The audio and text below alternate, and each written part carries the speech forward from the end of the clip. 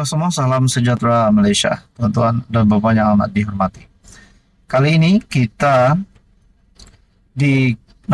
dikejutkan ataupun kita menanti siapakah calon bagi DUN Sungai Bakap yang bakal diadakan. Persoalannya, saudara-saudara, ada yang sudah membuat spekulasi bahwa calon daripada kerajaan perpaduan itu PKR menang tanpa bertanding. Bukan menang pada PRK, tetapi menang tanpa bertanding, yaitu daripada segi moral dan keyakinan. Kerana kita sudah tahu PKR adalah antara parti yang terawal membuat pengumuman calon. Nah, saudara-saudara, berkaitan dengan calon ini, satu lagi keputusan Rafizi yang pasti mengejutkan kepimpinan pembangkang. Calon perpaduan diumum Rabu ini, menurut Rafizi Ramli. Calon mewakili kerajaan perpaduan pada pilihan raya kecil Dewan Undangan Negeri DUN Sungai Bakap akan diumumkan pada 12 Jun.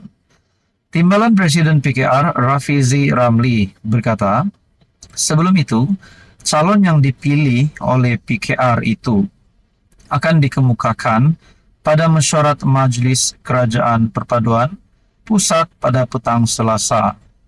Senarai calon telah dihantar kepada Presiden PKR Datuk Seri Anwar Ibrahim dan Jabatan Pilihan Raya. Calon telah disaring oleh Majlis Kepimpinan Negeri Pulau Pinang.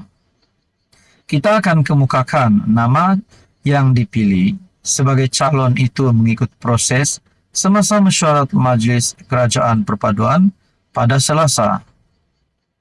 Itulah prosesnya, walaupun PKR yang bertanding, tetapi rakan sekutu akan meluluskan.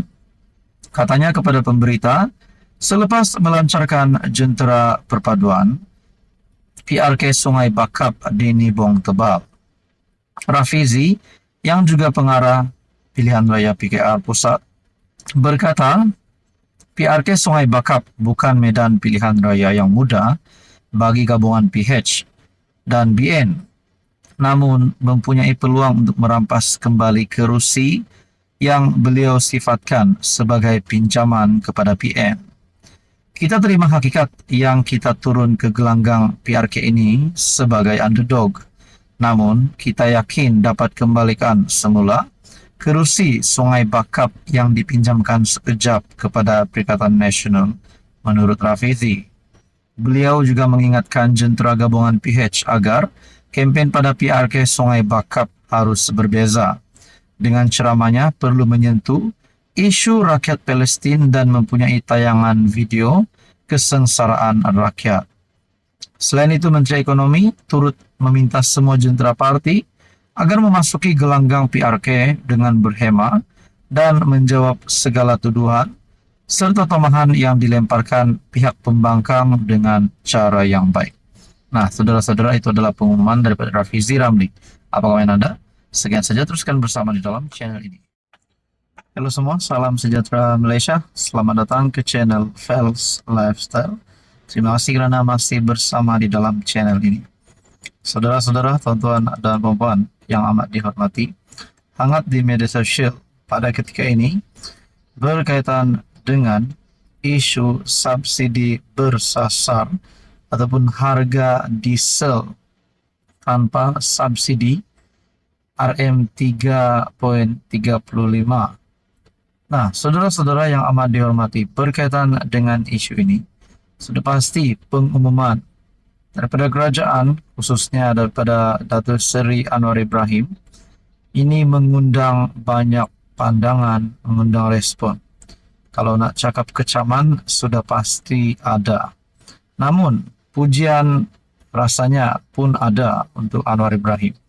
Kerana melalui kenyataan PMX bahawa ini adalah demi kebaikan negara. Nah, saudara-saudara, berkaitan dengan isu ini, penyasaran subsidi diesel perlu menurut Anwar kerana ini demi selamatkan negara. Langkah kerajaan melaksanakan penyasaran subsidi diesel adalah perlu untuk menyelamatkan negara, kata Perdana Menteri Datuk Seri Anwar Ibrahim. Berucap pada Majlis Perhimpunan Bulanan bersama warga Jabatan Perdana Menteri di Putrajaya, beliau yang juga Menteri Kewangan berkata, tindakan perlu diambil walaupun kerajaan sedar ia merupakan langkah yang tidak popular. Siapa mahu penyasaran subsidi ini? Kena tahu juga, apapun kita lakukan, kita akan dihentam habis-habisan dengan segala fitnah dan penipuan.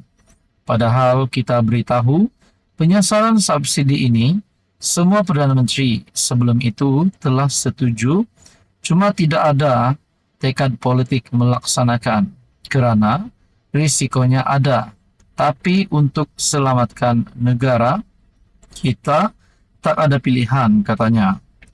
Kerajaan mengumumkan harga diesel di semua stesen runcit Semenanjung ditetapkan pada kadar 3 RM3.35 bagi setiap liter, iaitu harga pasaran tanpa subsidi bermula tengah malam tadi. Saudara-saudara, berkaitan dengan isu ini, akhirnya ini komen daripada kepimpinan politik daripada pembangkang, yaitu Parti PAS. Harga diesel PAS bimbang kemungkinan kesan negatif. PAS mengalu-alukan matlamat baik yang digariskan kerajaan berhubung langkah penyasaran subsidi diesel menerusi pengumuman yang dibuat oleh Menteri Kewangan II Amir Hamzah. Namun, Setiausaha Agung PAS Taqiyuddin Hasan berkata pihaknya bimbang dengan pelaksanaan dasar itu. Pada masa sama, PAS berasa perlu menyuarakan kebimbangan berkait pelaksanaannya, terutama sekali kemungkinan kesan negatifnya ke atas kehidupan rakyat.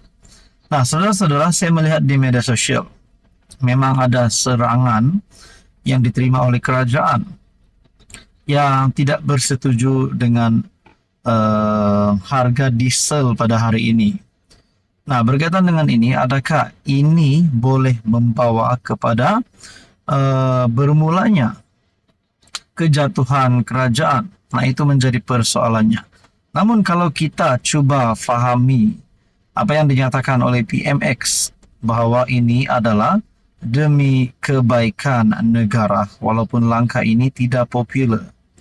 Nah, saudara-saudara yang amat dihormati semua, sudah pasti ada kecaman. Bahkan Datuk Seri Anwar Ibrahim sendiri mengaku akan ada kecaman. Namun saudara-saudara, berkaitan dengan isu ini, kita perlu mengambil sisi positifnya. Dan persoalannya seterusnya adalah, adakah selepas ini juga harga petrol juga akan mengalami seperti hari ini di mana harga diesel tanpa subsidi? Adakah selepas ini harga minyak petrol pun akan sama seperti diesel, yaitu penyasaran subsidi?